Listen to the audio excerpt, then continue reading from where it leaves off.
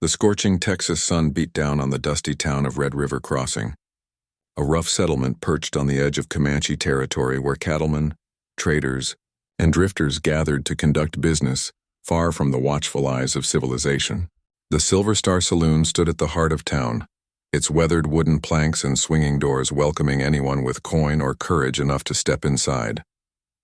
Today the saloon was packed with an unusual crowd, not the typical mix of cowboys and gamblers, but witnesses to something that hadn't been seen in these parts for generations. Jake "Rattlesnake" Morrison stood near the bar, his tall frame rigid with tension beneath his dusty black duster. At 32 years old, he had earned his reputation as one of the most dangerous men in West Texas, not through needless violence, but through an uncanny ability to survive situations that killed lesser men. His weathered face bore a scar that ran from his left temple to his jaw, a souvenir from a knife fight in Abilene. His cold gray eyes, usually hard as flint, now showed something unfamiliar. Uncertainty, maybe even fear. Across from him stood a delegation unlike any the town had ever hosted. 5 Comanche leaders, dressed in a mixture of traditional ceremonial clothing and practical traveling gear, had ridden into Red River Crossing 3 days ago under a white flag of truce. At the center of this group stood Chief 3 Eagles, a man whose very presence commanded respect. His weathered face told stories of countless battles and hard-won wisdom, and his dark eyes missed nothing. Beside him stood his daughter, Morning Star, a woman of striking beauty and quiet strength, her long black hair adorned with beads and feathers that caught the light filtering through the saloon windows. The town's mayor, Benjamin Walsh, a nervous man who was sweating profusely despite the shade, stood between the two groups attempting to facilitate what should have been a historic moment. "Gentlemen," he said, his voice shaking slightly, "we are here today to witness a union that could change the future of this entire region. Mr. Morrison, Chief 3 Eagles has made you an extraordinary offer. His daughter, Morning Star, has agreed to marry you, bringing together your ranch holdings and Comanche territorial rights. This marriage would create the largest and most secure piece of land in West Texas, ensuring peace and prosperity for both our peoples." Jake's hands clenched at his sides. 3 months ago, this proposal had seemed like a brilliant solution to an impossible problem. The Comanche raids had been devastating local ranches, including his own, and the Army's presence was making life difficult for everyone. Chief 3 Eagles, recognizing that his people couldn't sustain constant conflict with the ever-growing tide of settlers, had proposed something radical: a marriage alliance. Jake's ranch sat on crucial water sources, and the chief's influence extended over vast territories. Together, they could create a buffer zone, a place where both cultures could coexist peacefully. Jake had spent time with Morning Star over the past weeks, getting to know her under the watchful eyes of her family and the curious stares of townspeople. She was intelligent, spoke both English and Comanche fluently, and had shown genuine interest in finding a peaceful solution. She wasn't being forced into this, she had chosen it, believing it was the best path for her people's future. And Jake had found himself drawn to her, not just for the political alliance but for who she was as a person. But last night, lying awake in his room above the saloon, Jake had been consumed by doubts. What did he really know about building a life with someone from such a different world? How would his fellow ranchers react? Would they see him as a traitor? Would the Comanche fully accept him, or would he always be an outsider? And most terrifying of all, what if he failed not just himself but everyone depending on this alliance to bring peace? Chief 3 Eagles stepped forward, his voice deep and carrying authority that silenced the murmuring crowd. "Jake Morrison, you are known as a man of your word, a man who faces danger without flinching. My daughter has agreed to join her life with yours because she believes you have the courage and wisdom to build something new between our peoples. The question is simple. Will you honor the agreement we made 3 months ago and marry my daughter, creating a bond that will bring peace to this land?" The saloon fell completely silent. Every eye was on Jake. Cowboys leaned forward in their chairs, traders stopped their whispered conversations, and even the bartender froze with a glass halfway to the shelf. Morning Star stood beside her father, her expression composed but her eyes searching Jake's face for his answer. She had made her choice, now he had to make his. Jake opened his mouth to speak, and for a moment the word yes was right there, ready to be spoken. But then all his fears crashed over him like a flash flood. The weight of expectation, The uncertainty of the future, the risk of failing so many people, it all became too much. Instead of yes, what came out of his mouth was something entirely different. "I can't do this, goodbye." The word hung in the air like a gunshot. The crowd gasped collectively. Mayor Walsh's face went pale as death. Chief Three Eagles' expression transformed from hopeful anticipation to something dark and dangerous. But it was Morningstar's reaction that cut Jake to his core. Her composed facade cracked, and for just a moment he saw the pain and humiliation flash across her face before she carefully schooled her features back to neutrality. "You refuse?" Chief Three Eagles said, his voice low and controlled, which somehow made it more threatening than if he had shouted. "You break your word given freely 3 months ago before witnesses. You dishonor my daughter before all these people?" Jake wanted to explain, to say he just needed more time, but the words stuck in his throat. He had said goodbye, and everyone knew what that meant. Before anyone could respond further, one of the Comanche warriors who had accompanied the chief stepped to the window and made a specific bird call, a signal. Within moments, the sounds outside the saloon changed. Horses, hundreds of them, their hooves thundering as they approached. Jake and everyone else rushed to the windows and doors, and what they saw made hearts sink and blood run cold. From every direction, Comanche warriors on horseback were entering Red River Crossing.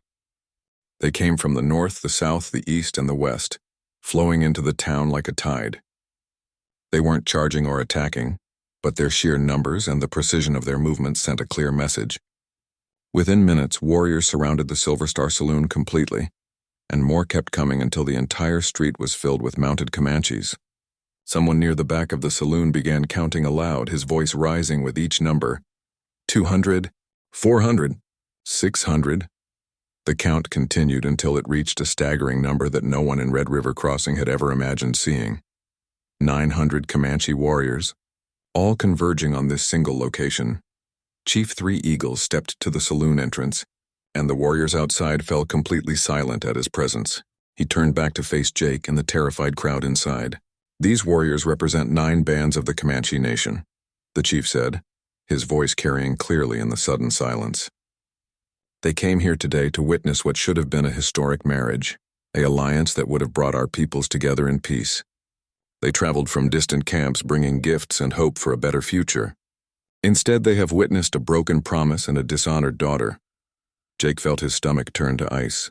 He had just rejected not only Morningstar, but done so in front of 900 Comanche warriors who had come expecting to celebrate a union. Mayor Walsh was literally shaking now, his face the color of old parchment. The other townspeople in the saloon began to panic, some reaching for weapons, others backing toward the rear exit. "No one will leave this saloon," Chief Three Eagles commanded, and several warriors dismounted and positioned themselves at every door and window. "No one will leave this town until this matter is resolved. You wanted to say goodbye, Jake Morrison? Then you will understand what goodbye truly means. You will all wait here as my daughter has waited for your answer, as my people have waited for peace, and we will see if a man who says goodbye instead of yes has the courage to face the consequences of his words." The reality of the situation crashed down on Jake like a physical weight. His moment of fear and uncertainty had just trapped an entire town under the watch of 900 Comanche warriors. Everything he had been afraid of failing at had just become infinitely worse because of his cowardice. And somewhere in the back of his mind, a terrible question began forming. What exactly did Chief Three Eagles mean by resolved, and what would happen if it couldn't be? The Silver Star Saloon had transformed from a place of business into a prison within moments. The Comanche warriors outside maintained their positions with disciplined patience, creating a living barrier that made escape impossible. Inside, the atmosphere shifted from shock to rising panic as the reality of their situation sank in. Roughly 40 people, townspeople, cowboys, traders, and one very regretful, dangerous man, were now trapped by the consequences of a single word. Jake stood frozen where Chief Three Eagles had left him, his mind reeling. He could see Morningstar through the crowd, her back turned to him now as she spoke quietly with her father in Comanche. The proud set of her shoulders couldn't hide the tension he saw there, the hurt he had caused her in front of not just the town, but 900 warriors from her own people. The weight of that betrayal pressed down on him harder than any physical burden he'd ever carried. Mayor Walsh stumbled toward Jake, his voice a desperate whisper. What have you done, Morrison? You've doomed us all. 900 warriors. They could wipe this town off the map. His hands trembled as he gripped Jake's arm. You have to fix this. You have to tell the chief you've changed your mind, that you'll marry his daughter. Jake pulled his arm free, his voice rough. You think it works that way? You think I can just say yes now and everything will be fine? From across the room, Chief Three Eagles turned to address the crowd, his voice carrying authority that demanded attention. I want you all to understand what has happened here. In Comanche culture, a man's word is sacred. When Jake Morrison agreed 3 months ago to marry my daughter, it was not casual talk. It was a binding promise witnessed by leaders of both our peoples. We made preparations, we brought families together, we dared to hope for peace. And then in front of everyone, he said goodbye. The chief's words were measured, but the anger underneath them was palpable. Some of you may think this is just about a rejected marriage. It is not. This is about whether the word of a white man means anything at all. If we cannot trust promises made in good faith, if agreements can be broken on a whim, then there can be no peace, no treaties, no future for any of us in this land. Several townspeople nodded unconsciously, beginning to understand the larger implications. Old Samuel Chen, a Chinese merchant who had lived in Red River Crossing for 15 years, stepped forward carefully. His presence was unexpected but respected. He was one of the few men in town who did business with everyone regardless of background. Chief Three Eagles, he said in his accented English, may this humble merchant ask what resolution you seek? These people trapped here, most of them have nothing to do with Mr. Morrison's decision. The chief regarded Mr. Chen with something that might have been appreciation for his courage to speak. You are correct. They are innocent, but they are also witnesses. Everyone here will remain until Jake Morrison faces what he has done. He must stand before my daughter and explain why his promise meant so little. He must look into the eyes of the warriors who came to celebrate and tell them why he has no honor. And then we will decide what justice looks like. And if he refuses, called out Tom Brennan, a rancher who had known Jake for years. If he just stays silent? You planning to keep us here forever? The chief's expression hardened. Then you will all understand what it means to be trapped by another man's cowardice. You will feel the helplessness my daughter feels. You will wait, as we have waited, for a man to find the courage his word suggested he possessed. Jake finally found his voice, though it came out rougher than he intended. I'll face whatever you want me to face, Chief. I'll explain, I'll apologize, I'll do what needs doing. But threatening all these innocent people because of what I did, that's not justice. Chief Three Eagles moved closer to Jake. And despite Jake's reputation as a dangerous man, he felt himself wanting to step back from the intensity of the chief's gaze. You speak of justice now? Where was your sense of justice when you humiliated my daughter? Where was your concern for innocence when you broke a promise that put all these people's futures at risk? The chief's voice dropped lower. No, Jake Morrison, you will not tell me about justice. You will listen, you will learn, and you will understand that actions have consequences that go far beyond one man's fear. Morningstar turned then, and spoke for the first time since Jake had said goodbye. Her English was perfect, educated, careful. Father, let me speak to him alone. The request surprised everyone, including Chief Three Eagles. The chief studied his daughter's face for a long moment, then nodded slowly. 5 minutes. In the corner, but under watch. He gestured to 2 warriors who had entered the saloon, and they positioned themselves nearby but far enough to give a semblance of privacy. Jake followed Morningstar to a corner table, acutely aware of every eye in the saloon watching them. When they sat, she didn't look at him immediately, instead arranging her hands carefully on the table. When she finally did meet his eyes, the hurt there was almost more than he could bear. Why? She asked simply. Not the explanation you'll give to everyone else. I want the truth. Why did you say goodbye? Jake struggled to find words that wouldn't sound like excuses. I got scared, he finally admitted. Scared of failing you, scared of failing everyone depending on this alliance, scared of not being enough for what everyone needs me to be. Morningstar's expression didn't soften. So you were scared of failing, and your solution was to fail immediately and spectacularly. To fail me yourself and every person in both our worlds who hoped for peace? Her words cut because they were true. You're right, Jake said quietly. I was so afraid of not being enough that I proved I wasn't. I was so worried about disappointing everyone eventually that I disappointed everyone right now. He ran a hand through his hair, frustrated with himself. I don't expect you to forgive me, Morningstar. What I did was cowardly and cruel. But I need you to know it wasn't because of you. You deserved better than what I gave you today. Morningstar was silent for a moment, and when she spoke again, her voice carried both strength and sadness. Jake, I made a choice to marry you knowing it would be difficult. I knew I would face prejudice from your people. Knew our children would struggle to find their place between two worlds. Knew there would be countless challenges ahead. But I chose courage over fear because I believed some things were worth the risk. I believed you were capable of that same courage. I thought I was, Jake admitted. But when it came down to it, when I was standing there with everyone watching, expecting me to be someone who could bridge two worlds, I just broke. I couldn't see past my own fear to remember why I had agreed in the first place. I couldn't remember that building something new requires courage, not certainty. And now? Morningstar asked. Now that you see what your fear has cost? Now that 900 warriors surround this town and everyone here is trapped because you said goodbye instead of yes? Now that you've seen my father's anger and my humiliation? What do you feel now, Jake Morrison? It was the question that mattered most. And Jake knew his answer would determine not just his fate, but potentially the fate of everyone in Red River Crossing. Jake sat across from Morningstar, her question hanging between them like a blade. What did he feel now? The truth was complex, tangled with shame and regret. But underneath it all was something clear and undeniable. I feel like the biggest fool in Texas, Jake said, his voice low but steady.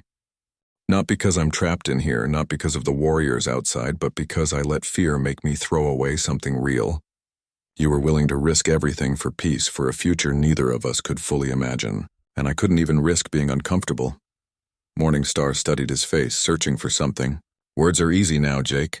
Your word was easy 3 months ago too, remember? What makes these words different? It was a fair question, and Jake knew she deserved more than pretty phrases. Because now I understand the cost? Not just to me, but to everyone. I thought my fear was about me failing. But it wasn't about failure, it was about not even trying. About running before the fight even started. That's not who I thought I was, and seeing it clearly, it's harder than any bullet I've ever taken. Before Morningstar could respond, a commotion erupted near the saloon entrance. One of the younger townsmen, a hothead named Billy Curtis, had pulled a gun and was threatening one of the Comanche guards. I'm not staying trapped in here because some coward can't keep his word, Billy shouted, his hand shaking as he pointed the weapon. Get out of my way or I'll shoot. Jake was on his feet instantly, his reputation as a dangerous man suddenly useful for the right reason. He crossed the room in 3 strides and grabbed Billy's wrist, twisting it expertly until the gun clattered to the floor. Don't be stupid, Jake said, his voice hard as iron. You pull that trigger and every person in this room dies. Is that what you want? Billy struggled, but Jake's grip was unbreakable. This is your fault, Morrison. You fix it. He's right, Jake said, releasing Billy but keeping himself between the young fool and the guards. He turned to face Chief Three Eagles, who had watched the entire exchange with unreadable eyes. He's right. This is my fault and I need to fix it. Not just with words, but with action. Tell me what I need to do, Chief. Not to save my skin, not to get out of here, but to make this right. To restore the honor I destroyed today. Chief Three Eagles moved through the crowd until he stood directly in front of Jake. You want to know what it takes to restore honor? It takes more than apologies. In my culture, when a man breaks a sacred promise, he must prove through actions that he understands the gravity of what he's done. He must show he's willing to pay the price, not just in words, but in sacrifice. What kind of sacrifice? Jake asked, and he could hear the nervous murmur from the townspeople around him.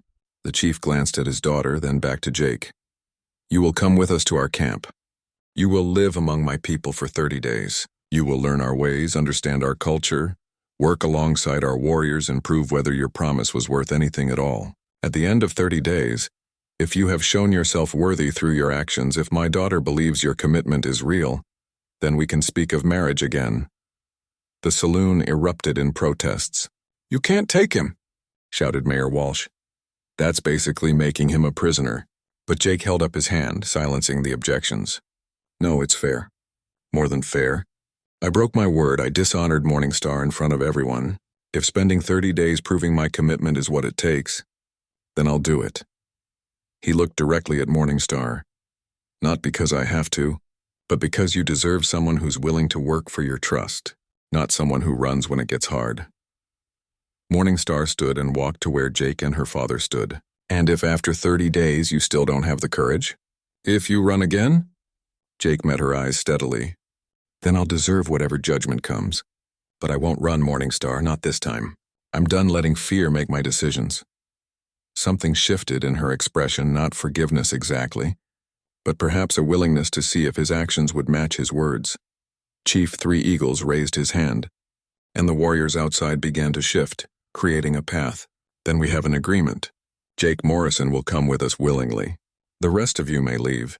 But know this, if he fails, if he runs, if he proves unworthy, there will be no more chances for peace between our peoples. This is the last bridge we offer. If it burns, we all face the consequences. As the townspeople began to cautiously exit the saloon, passing between the mounted warriors, Jake gathered his few belongings. Old Mr. Chen approached him quietly. 30 days is a long time among people whose trust you've broken, the merchant said. But I've seen you face down dangerous men without flinching. Maybe facing yourself will teach you something more valuable. Jake nodded, appreciating the wisdom in the old man's words. Tom Brennan clasped Jake's shoulder. I'll watch your ranch while you're gone. And Morrison, don't come back unless you mean it this time. That woman deserves better than half measures. Jake agreed completely. As he prepared to mount the horse provided by the Comanche, Mayor Walsh pulled him aside one last time. This could still turn bad, Morrison. You're riding into their camp, into their territory. What if this is all a trap? Jake looked at the mayor, then at the 900 warriors who had come hoping for peace, and finally at Morningstar, who was already mounted and waiting. If they wanted us dead, Mayor, we'd already be dead. This isn't a trap. It's a test and one I plan to pass. With that, Jake swung onto his horse and rode out of Red River Crossing, surrounded by Comanche warriors, heading toward a future that terrified him far more than any gunfight ever had. But this time, he was riding toward his fear instead of running from it. The journey to the Comanche camp took the better part of a day, riding through terrain that gradually shifted from settled territory to wilder lands that few white men had seen. Jake rode in silence, flanked by warriors who showed him neither hostility nor friendship, just watchful neutrality. Morningstar rode ahead with her father, and Jake found himself studying her back, the proud way she sat her horse, and wondering if 30 days would be enough to prove he could be the man she had believed him to be. As the sun began to set, they crested a ridge and Jake saw the Comanche camp spread out below. A vast gathering of lodges and people that represented not just one band but many, all come together for what should have been a celebration. The sight of so many people, all of whom knew he had broken his promise, made Jake's stomach clench. But he straightened in his saddle and rode down into the camp, knowing that the next 30 days would either redeem him or confirm he was exactly the coward his goodbye had suggested. The Comanche camp was unlike anything Jake had experienced. As he rode in surrounded by warriors, faces turned to watch him, some hostile, some curious, others simply evaluating. Children stopped their play to stare at the white man who had dishonored the chief's daughter. Women paused in their work, whispering to each other. The weight of their collective judgment pressed down on Jake, but he kept his back straight and his eyes forward, knowing that showing weakness now would doom any chance he had of earning their respect. Chief Three Eagles dismounted near the largest lodge and motioned for Jake to follow. You will stay in the lodge of Grey Wolf, one of our elders who speaks English.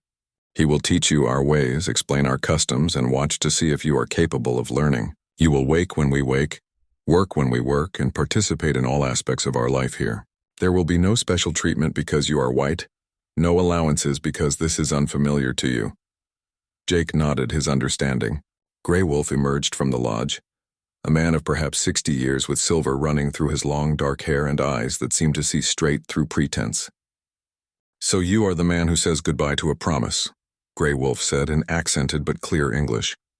We will see if you can learn to say yes to honor. Jake followed the elder into the lodge, acutely aware that every step he took here was being watched and judged. The first week was brutal.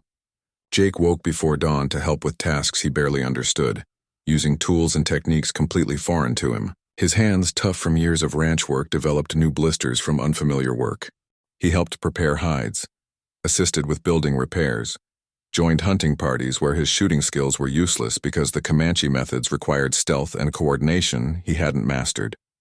Every mistake was noted, every fumbling moment observed. But worse than the physical challenges were the cultural ones.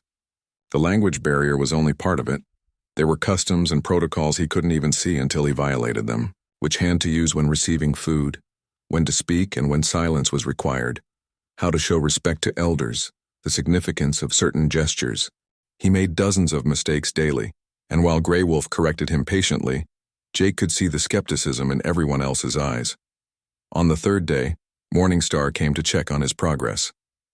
Jake was struggling to repair a water container, his stitching clumsy and uneven. She watched for a moment, her expression neutral. Grey Wolf spoke to her in Comanche and she nodded slightly. Then she addressed Jake in English. Grey Wolf says you work hard but resist learning. He says you try to do things the white man's way even when shown our methods. Jake set down the container, frustrated with himself. I'm trying, Morningstar, it's just, everything is so different. Her expression didn't soften. Different doesn't mean wrong, Jake. Until you understand that, until you stop thinking our way needs to match your expectations, you'll keep failing. I'll return in 5 days to see if you've learned anything worth learning. She left without another word, and Jake felt the weight of her doubt like a physical thing. That night, sitting outside Grey Wolf's lodge under the stars, Jake finally asked the question that had been haunting him. Grey Wolf, why are you helping me? I dishonored the chief's daughter. Why not just let me fail? The elder was quiet for a long moment, then spoke thoughtfully. Because failure that teaches nothing helps no one. If you fail while trying to learn, that shows us who you really are. If you fail because no one gave you a chance, that shows us who we are. Chief Three Eagles wants to know the truth about you, and truth requires honest testing. The words struck something in Jake. He had been approaching this like a test to pass, trying to prove he could endure rather than genuinely learn. That night, he made a decision. Instead of trying to survive 30 days, he would try to actually understand this world he'd committed to joining. The next morning, when Grey Wolf demonstrated a task, Jake stopped trying to adapt it to what he already knew, and instead focused on learning it exactly as taught, even if it felt awkward. The shift was subtle but significant. His work didn't become perfect immediately, but it became more respectful, more genuine. He started asking questions not about why things were done differently, but about the meaning and purpose behind the methods. Grey Wolf noticed the change and began teaching with more depth, sharing not just techniques but the cultural significance behind them. By the second week, Jake had developed enough basic competence that he could participate in community activities without being a burden. He was invited to join a hunting party, not as a guest but as a working member. The 3-day hunt tested everything he'd learned, tracking game through terrain he didn't know, using coordinated strategies that required trust and communication, setting up camps and preparing food according to Comanche methods. When the party brought down an elk through perfectly executed teamwork, several warriors acknowledged Jake's contribution with nods of approval. Small gestures, but they meant everything. Morningstar visited again on schedule. This time she found Jake working with a group of men to construct a new lodge, following instructions in a mixture of English and the Comanche words he'd been learning. Grey Wolf's report to her was longer this time, and Jake saw something change in her expression as she listened. When she finally spoke to him, her voice was less guarded. Grey Wolf says you're beginning to understand, not just the tasks, but why they matter to us. That's progress, Jake. It's more than progress, Jake said, setting down the poles he'd been working with. It's the beginning of actually understanding what I agreed to 3 months ago. I thought marriage to you was about combining land rights and creating peace treaties. But it's really about joining 2 ways of seeing the world, 2 ways of being. I can't do that if I'm not willing to truly learn and respect your world, not just tolerate it. Morningstar studied him carefully. Words again, Jake, but at least these words show you're thinking deeper than before. She paused, then continued. The hardest test is still coming. In 4 days, there's a council gathering where you'll be expected to speak about what you've learned and why you should be trusted. 9 band leaders will be there, including some who argued strongly against giving you this chance. What you say to them will determine everything. The next 4 days, Jake worked with Grey Wolf to prepare. The elder explained Comanche council protocols, the importance of speaking with both honesty and respect, how to acknowledge his failures without making excuses. In our tradition, Grey Wolf explained, a man who has broken trust must show he understands the full weight of what he's done. You must speak not just of what you've learned here, but of what you failed to understand before. Self-knowledge is the foundation of change. The night before the council, Jake barely slept. He reviewed everything he'd learned. Not just the practical skills, but the deeper lessons about community, honor, and the courage to embrace discomfort for the sake of growth.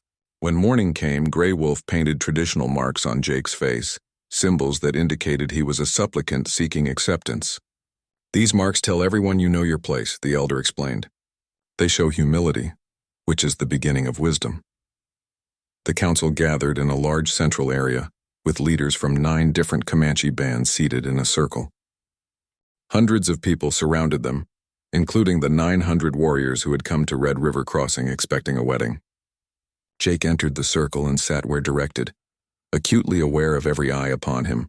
Chief Three Eagles stood to speak first, explaining the situation for those who hadn't witnessed it firsthand, describing Jake's broken promise and the agreement that brought him to the camp. Then it was Jake's turn. He stood slowly, taking a moment to look around the circle, meeting eyes, acknowledging the gravity of the moment. When he spoke, he used the Comanche words he'd learned when he could, showing respect by attempting their language, but primarily spoke in English, which Morningstar translated for those who needed it. Leaders of the Comanche Nation, I stand before you as a man who broke a sacred promise.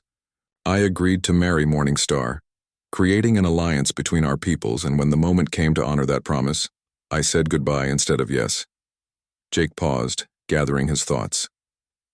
For weeks I told myself I was just scared of failing, but living among you, learning your ways, I've come to understand something deeper. I wasn't afraid of failing, I was afraid of changing. I was afraid that becoming part of your world would mean losing who I am.